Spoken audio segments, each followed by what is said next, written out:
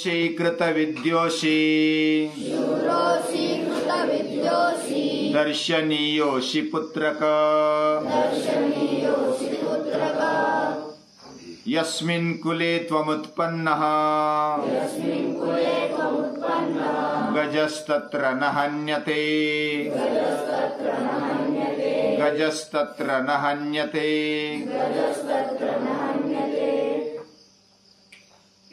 पंचतंत्र नाम का एक पुस्तक है, उसमें एक कहानी है। कहानी में गधा राजा बनना चाहता है जंगल का, और उसने क्या किया, शेर का चमड़ा पहना लिया ऊपर से, और वो घूमने लगा। बहुत सारे प्राणी, पशु, पंछी उसको सलाम करने लगे। अरे बाप रे, जंगल का राजा है, जंगल का राजा, दिखने में भी बहुत तगड़ा है। और दूसरे शेर तो थोड़े बौने दिखते, लेकिन ये तो गधे ने पहना हुआ था ना, वो बहुत तगड़ा दिखता था। ये तो बहुत तगड़ा है, ये कुछ भी कर सकता है। और जब सचमुच का शेर सामने आया, उसने देखा कि ये तो अलग दिखता है, तो उसने गर्जना की। शेर ने गर्जना की, तो वो भी इधर उधर डर के मारे देखने लगा। और फिर भी थोड़ा सा प्रदर्शन करते हुए वो बोलता है कि मैं शेर हूं, तुझे भी खा जाऊंगा, मैं जंगल का राजा आया हूं नया। तो फिर ये शेर बोलता है सचमुच का, शूरोषि कृत विद्योषि, तूने अच्छी विद्या ग्रहण की है, अच्छी कलाएं ग्रहण की है, तो विद्वान है, शूर भी दिखता है, दिखने में तगड़ा दिखता है, शूरवीर लगता है। दर्शनीयोषि, तू दिखने में भी बहुत अच्छा है, शेर का भी बाप लगता है, लेकिन मैंने तुझे पहचान लिया है। यस्मिन् कुले त्वमुत्पन्नः, तू जिस कुल में जन्मा है, गजस्तत्र न हन्यते, तेरे पूरे कुल में किसी ने हाथी को नहीं मारा है, मैंने मारा है, मेरे माँ बाप ने, मेरे पूर्वजों ने मारा है, तूने और तेरे पीढ़ियों ने भी नहीं मारा है, तो तू क्या मारेगा किसको। तो ऐसी एक कहानी है। अभी हमारी दूसरी एक कहानी चल रही है, महर्षि वेदव्यास जी का हम चरित्र देख रहे हैं। उनका जन्म बद्रिकाश्रम में हुआ है, और वो काले थे इसलिए उनका नाम कृष्ण भी रखा गया, और यमुना द्वीप में जन्मे इसलिए उनका नाम द्वैपायन भी रखा गया, कृष्ण द्वैपायन ऐसा उनको बोलते थे। उनकी माता का नाम है सत्यवती और उनके पिता का नाम है पराशर। सत्यवती ने बाद में फिर वो साम्राज्ञी बनी है, और पराशर ने अपने पुत्र को लेकर उसको पाला पोसा बड़ा किया है, विद्यावान बनाया है, बहुत ही अनुभवी बनाया है। और महर्षि वेदव्यास भी बचपन से अध्ययन में लग गए। उन्होंने बहुत सारा अध्ययन किया और वेदों को इकट्ठा किया। वेद तब ऐसे बिखरे हुए थे, यानी बहुत सारे ऋषियों के पास गए महर्षि वेदव्यास। पहले कृष्ण द्वैपायन थे, कृष्ण द्वैपायन हो गए, और उन्होंने अलग अलग ऋषियों से जो भी महत्वपूर्ण लगा वो ग्रहण कर लिया, और उसके विभाग किए, 4 भाग किए। ऋग्वेद, यजुर्वेद, सामवेद, अथर्ववेद, ऐसे 4 भाग किए। और केवल भाग ऐसा ही नहीं किए, अभ्यास करके किए। केवल अभ्यास ही नहीं किया, अपने जीवन में उतारा, और इसलिए उनका नाम भी वेद रखा गया, वेद व्यास। व्यास का अर्थ होता है विव्यास, जिन्होंने वेदों का अध्ययन करके उसको विभाजित किया और उसको पचा लिया अपने जीवन में, ऐसे वो वेद व्यास है। उन्होंने अध्ययन इतना किया, बहुत उम्र हो गई। उसके बाद उन्होंने शादी की, और जाबाली ऋषि की जो पुत्री थी वाचिका नाम की, उनसे शादी की है। और उसके बाद उन्होंने पुराण भी लिखे हैं। पुराण एक कहानी रूप है। महाभारत भी लिखा है। उन्होंने वेदों का इतना अध्ययन किया था और वेदों को इतना इकट्ठा करते हुए उन्होंने अपना नाम नहीं डाला, उल्टा जो मंत्र जिधर से मिला उन ऋषियों का नाम डाला है। वो ऋषि भी बोलते थे ये हमारा नहीं है, ये तो भगवान ने हमें दिखाया, ये भगवान की सृष्टि है। ऋषिया मंत्र दृष्टा रहा न तो करता रहा। वे मंत्र दृष्टा है, दृष्टा यानी उनको दिखा, ये ताकत दिखी। जैसे साइंटिस्ट न्यूटन थे, उनको बाद में उन्होंने भी कबूल किया ये मेरी शक्ति नहीं है, मैंने फल नीचे गिरते हुए देखा और किस कारण गिरा होगा मैं सोचने लगा, और ये सोचते सोचते मुझे क्लिक हो गया कि ये तो गुरुत्वाकर्षण है, ग्रेविटी है, और ये शक्ति का मुझे पता चला। वो पहले नहीं थी ऐसा नहीं है, पहले भी ग्रेविटी थी, न्यूटन ने शोध करने के पहले। हमारे पूर्वजों ने भी ऐसे संशोधन किया और उस संशोधन को लिख कर रखा, और वही वेद है, वही ज्ञान का भंडार है। और ऐसे वेदों का अध्ययन करते हुए भगवान के शक्ति को पहचाना, जीवन को, मानवीय जीवन को पहचाना, और जीवन में क्या होना चाहिए, कैसे हम अच्छा जीवन जी सके, इसके लिए उन्होंने अविरत प्रयास किया। और सत्यवती उनकी माता है। बाद में दूसरी शादी करने के बाद भी सत्यवती अपने बेटे को भूली नहीं है, और वो जब भी संकट आता है, कुछ समस्या आती है, तो महर्षि वेदव्यास को बुला लेते। जब सत्यवती ने शंतनु से शादी की है, शादी करने के बाद विचित्रवीर्य और चित्रांगद ऐसे 2 पुत्र हुए,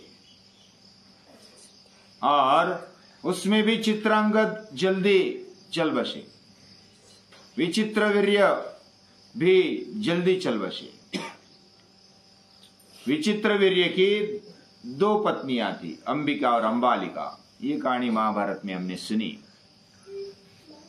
लेकिन विचित्रवीर्य बीमार होने के कारण और जल्दी मर जाने के कारण अभी इनको कैसे पुत्र हो जाए, तो वेदव्यास जी को बुलाया, और एक जैसा टेस्ट ट्यूब बेबी होगा वैसा ही ये लगता है, और उन्होंने अंबिका को अपनी मंत्र शक्ति से, अंबालिका को अपनी मंत्र शक्ति से, और उनकी दासी थी उनको भी मंत्र शक्ति से पुत्र दिलवाए।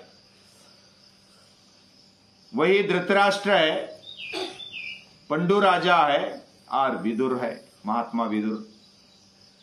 वो बहुत ही बचपन से बहुत ही तेजस्वी बच्चे थे, लेकिन धृतराष्ट्र अंधा निकला, यानी जन्म से ही अंधा।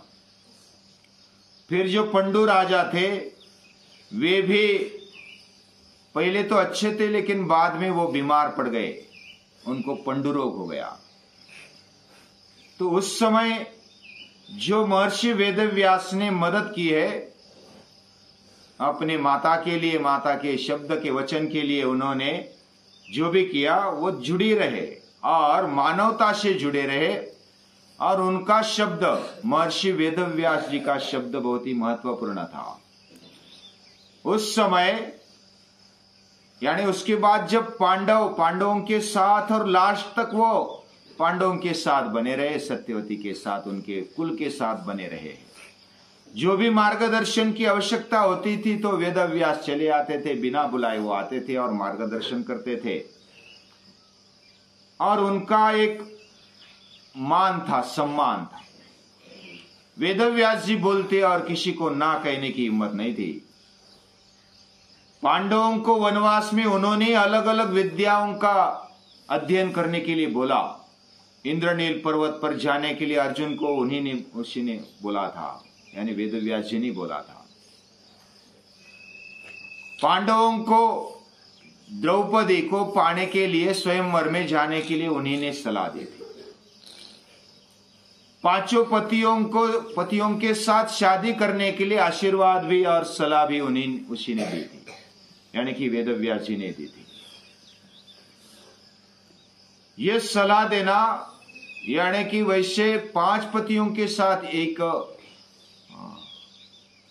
राजकुमारी की शादी करवाना, ये तो गलत बात लगती है, हमें आज भी गलत बात लगती है, लेकिन उस समय भी गलत बात लगती थी। फिर भी वेदव्यास जी के सामने कोई बोल नहीं सका, लेकिन उनकी जो दीर्घ दृष्टि थी उसमें दिखाई देती है।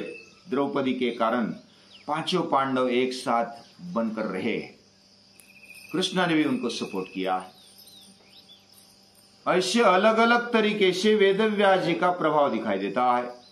उन्होंने जो जीवन के बारे में समझा, सोचा और जो मानवीय जीवन के साथ वो जुड़े रहे, वो कौरवों को भी सलाह देते थे, योग्य सलाह देते थे, फिर भी उन्होंने नहीं सुना।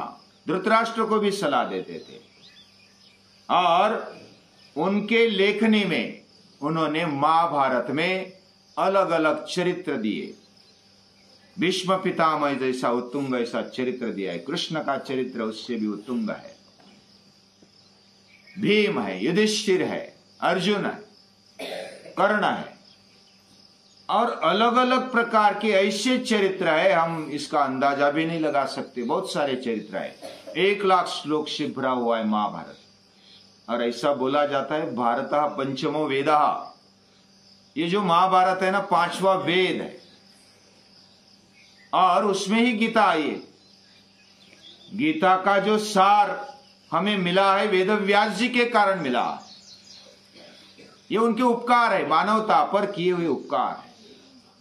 ऐसे महर्षि वेदव्यास बहुत ही होशियार है, विद्वान। ऐसे विद्वान महर्षि वेदव्यास, उनकी अगर कुछ अभ्यास करेंगे तो हमारी बुद्धि छोटी पड़ जाती है, क्योंकि उनकी बुद्धि विशाल है, हमारी बुद्धि छोटी है। नमोस्तुति व्यास विशाल बुद्धे फुल्लारविंदा यत पत्र नेत्र। उनकी बुद्धि विशाल है, उन्होंने पूरा जगत झूठा करके रखा है। व्यासोच्छिष्टम जगत सर्वम, ऐसे वो महान है। अंग्रेजी का अभ्यास करने वाले वो शेक्सपियर को पढ़ते हैं, पढ़ना ही चाहिए। उनका जो लिखान है वो बहुत ही महान है। महान होने के बावजूद भी, यानी अंग्रेजी जिसने पढ़ा, पूरा अभ्यास किया, ऐसा जो मानते उसने शेक्सपियर भी पढ़ा ही होगा, ऐसा मानते। पढ़ना ही चाहिए, शेक्सपियर के बिना अंग्रेजी अधूरा। लेकिन अगर शेक्सपियर को पढ़ेंगे, मैंने भी पूरा नहीं पढ़ा है, कुछ पढ़ा है,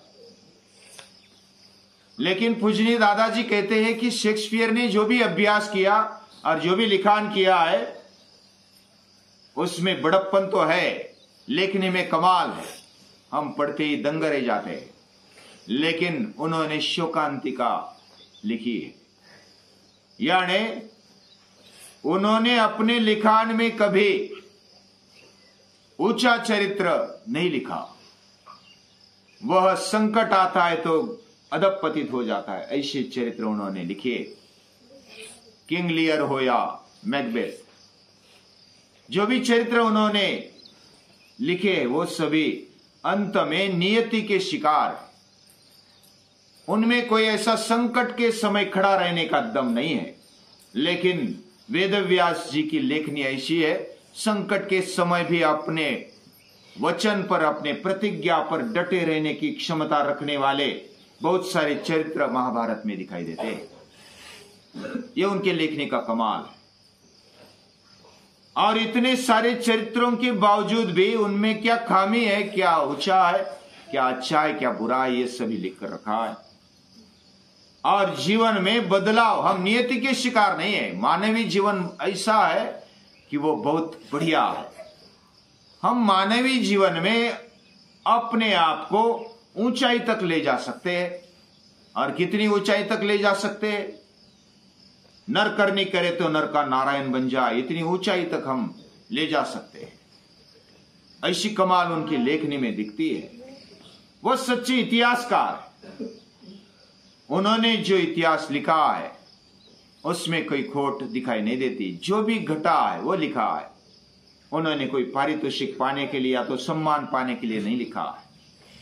उन्होंने जो भी लिखा है उनसे सीखना चाहिए और जीवन ये सभी सुख में आए तो हम बह न जाए, दुख में आए तो हम डूबे नहीं, ऐसी समता की शिक्षा देने वाला ये तत्व ज्ञान उन्होंने दिया है। और यही गीता रूपी तत्व ज्ञान कृष्ण के द्वारा उन्होंने हम तक पहुंचाया। ये बहुत ही बड़ी बात है। कालिदास भी बड़े साहित्यिक है, उनकी भी लेखनी महान है, लेकिन उनकी सभी लेखनी में सुखांतिका आई है। उन्होंने ऐसे चरित्र लिखे हैं, उनको पॉलिश करके जैसे शोकेश में रखा जाता है वैसे उनका लिखान है, बहुत ही बढ़िया है। वो भी पढ़ना चाहिए। जिन्होंने संस्कृत पढ़ना है तो कालिदास पढ़ना ही चाहिए। ऐसा उनका लिखान है, ऐसा साहित्य है। लेकिन फिर भी वो जीवन के वाङ्मयकार नहीं है, जीवन के साहित्यकार नहीं है। जो जीवन के साहित्यकार है वो वेदव्यास जी है, ऐसा पूजनीय दादाजी बताते हैं। और हम भी अगर अध्ययन करेंगे तो वैसा ही लगेगा। यानी कोई भी महापुरुष बताएगा और हमने मान लेना है, ऐसा तुरंत नहीं करना। हमारी बुद्धि भी चलानी चाहिए। बुद्धि तो इसलिए दी है ना, हमें हमारे जीवन में कौन सा प्रसंग है, कौन सी घटना है और किस समय क्या करना चाहिए, ये सारा सार विवेक अपने आप में करना है। यानी पढ़ाई तो करनी है, पढ़ाई मार्गदर्शन के लिए या तो हमें प्रेरणा मिलने के लिए चाहिए, लेकिन निर्णय हमें खुद करना है। ऐसा लिखान वेदव्यास जी का मालूम पड़ता है। हमारे जीवन में अध्ययनशीलता लाने के लिए, मानवीय जीवन को अच्छा समझने के लिए अगर कोई चरित्र है तो वो है वेदव्यास जी का।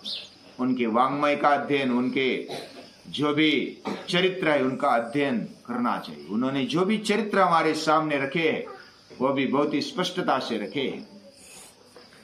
ऐसे वेदव्यास जी का जीवन, और भी उसमें कुछ तत्व ज्ञान है। तत्व ज्ञान में सारांश में क्या है वो बाद में देखेंगे, लेकिन उनका चरित्र बहुत बढ़िया है। उन्होंने जो भी जीवन शास्त्र में दिया है वो बहुत ही अच्छा है, पढ़ने लायक है। सभी दुनिया ने उसको पढ़ना चाहिए। लेकिन पढ़ते पढ़ते हमारा जीवन भी खत्म हो सकता है, इतना उन्होंने लिखा। बहुत सारे जीवन लग सकते हैं, लेकिन अभ्यास करना ये तो जन्म जन्मांतर का एक प्रवाह है। वही वेदव्यास जी भी कहते हैं, ये जीवन केवल जन्म से लेकर मृत्यु तक नहीं है, उससे भी आगे बढ़कर पिछले भी बहुत सारे जन्म हमने लिए, आगे भी लेंगे। और इसमें एक घटना है, समझो हमारे जीवन में जो भी घटित होता है वो एक एपिसोड जैसा, ऐसे अलग अलग एपिसोड हमारे जीवन में आते हैं। तो डरने की बात नहीं, हमारा जीवन एक प्रवाह है, उसमें बने रहना चाहिए, धैर्य के साथ चलना चाहिए। ऐसे जीवन की एक शिक्षा देने के लिए वेदव्यास जी कटिबद्ध है। उन महर्षियों को, ऐसे महर्षि को बारंबार नमस्कार है।